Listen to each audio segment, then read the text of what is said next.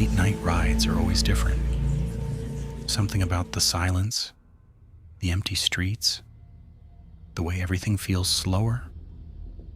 But sometimes, it's not just the night that feels wrong, it's the people. The first story happened during a ride that started completely normal. It was just after 2 a.m. when I accepted a request from a quiet residential street. When I pulled up, the house looked completely dark. No lights, no movement. I waited for a few seconds, thinking maybe they were coming out. Then the front door opened. A man stepped outside slowly, like he had been standing there for a while. He walked toward the car without looking at me, opened the back door, and got in. "Hey," I said, "how's it going?" No answer. That wasn't unusual, so I didn't think much of it. I started the ride. For the first few minutes, everything was quiet.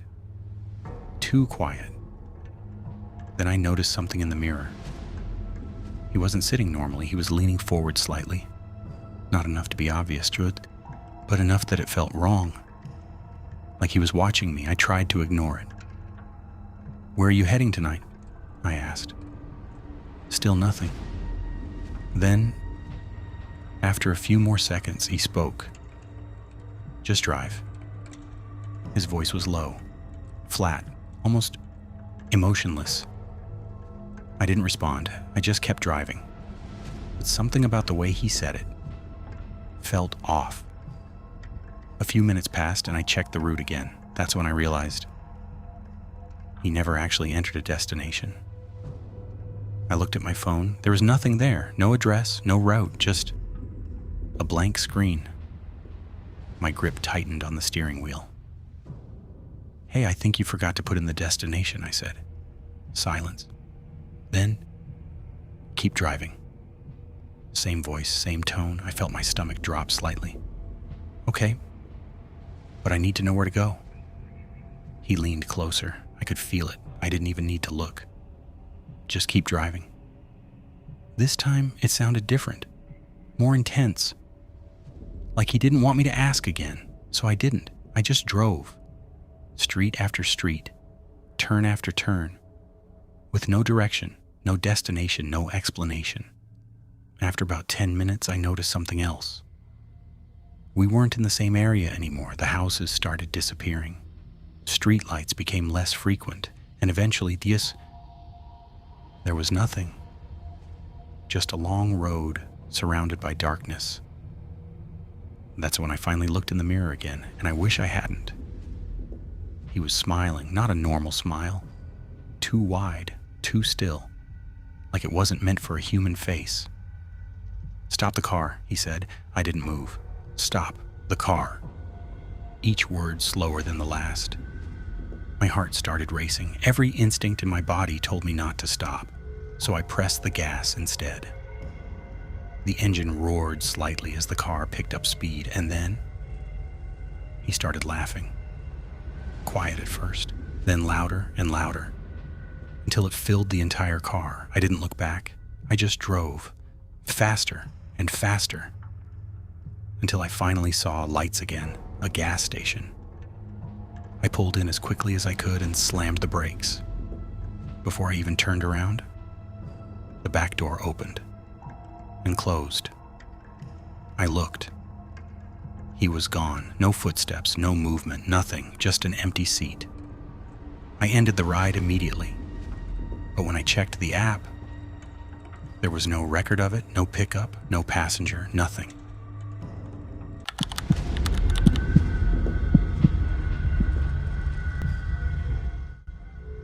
The second story is one that happened to someone I met online. He said it was around 3 a.m. when he picked up a woman on the side of the road. Not near a house, not near a building, just standing there, completely alone. At first he thought it was strange. No one just stands on an empty road at that time of night, but something about the way she looked made him stop. She wasn't waving. She wasn't trying to get his attention. She was just staring straight at the car, waiting. He slowed down. The moment he stopped, she opened the door quickly and got in, almost like she didn't want to be outside for even a second longer. "Please just drive," she said immediately. Her voice was shaking, not slightly, badly, like she was terrified. "Okay, where to?" he asked. She gave him an address, but before he even entered it, she said, "Just go. I'll tell you where to turn." That was the first red flag. But he didn't argue. He started driving. For the first few minutes, everything seemed normal. But then he noticed something. She kept looking behind them. Not casually, not like checking traffic, but constantly, every few seconds. Like she was expecting something to appear. He tried to ignore it, but eventually he couldn't anymore. "Are you okay?" he asked. No answer. Just silence. Then finally she said quietly, "He knows where I am." The way she said it made his stomach drop. He checked the rear view mirror. At first nothing, just darkness.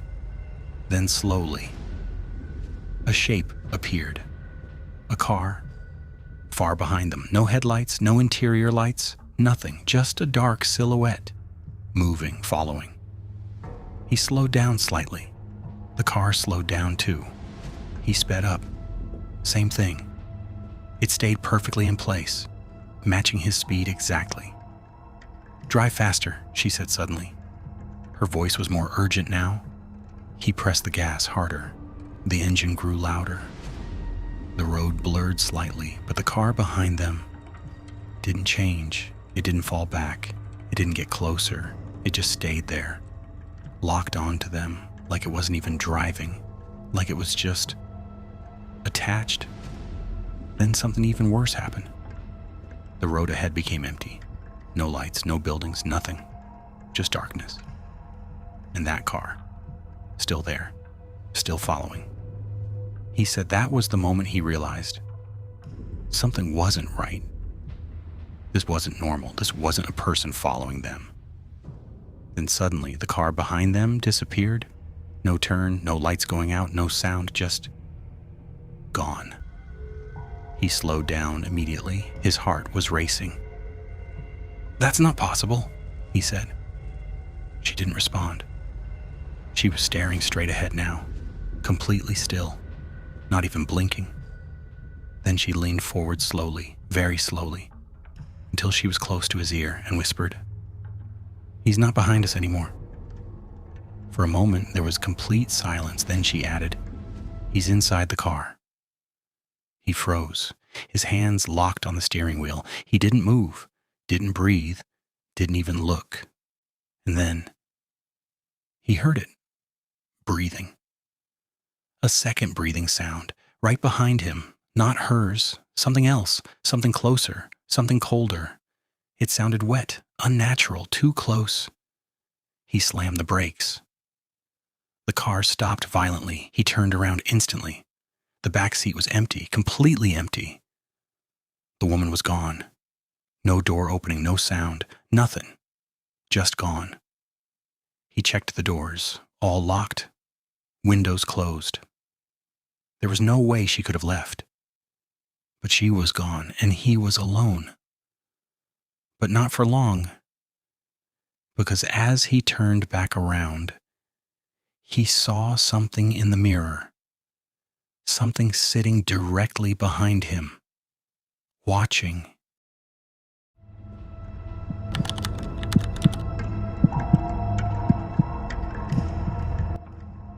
The last story is the one that stayed with me the most, because it didn't feel like a story. It felt like something real, something that shouldn't exist.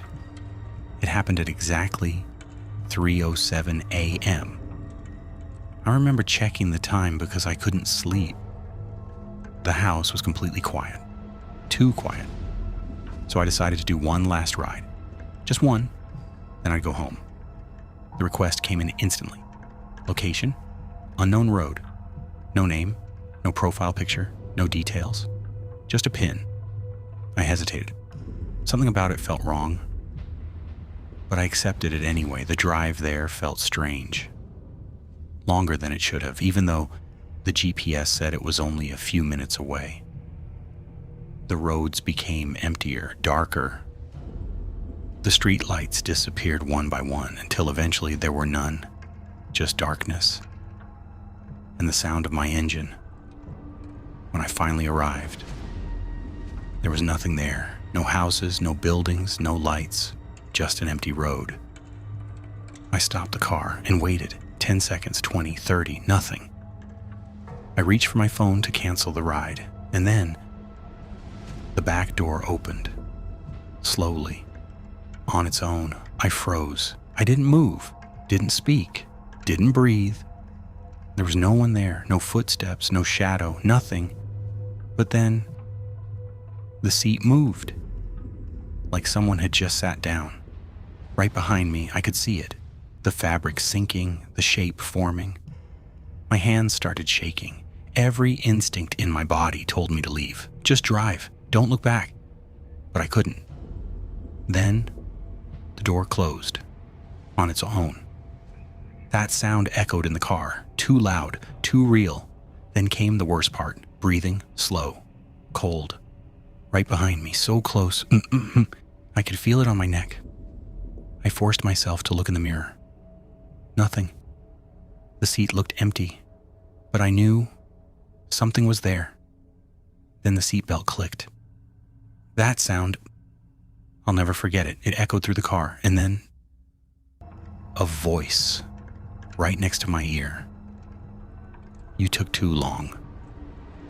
The engine shut off instantly, the lights went out, everything went black. No sound, no movement, nothing. I don't know how long I was out, minutes, maybe longer. But when I woke up, I was parked outside my house, exactly where I always park. The engine was off, the doors were locked. My phone was dead, like nothing had happened. Like it was all just a dream. But it wasn't. Because when I turned around, I saw it. A handprint pressed into the back seat. Long fingers. Too long. Not human. And even now, sometimes late at night, when I'm driving alone, I hear breathing from the back seat, and sometimes I feel it getting closer, like it never left, like it's still there, waiting for the next ride.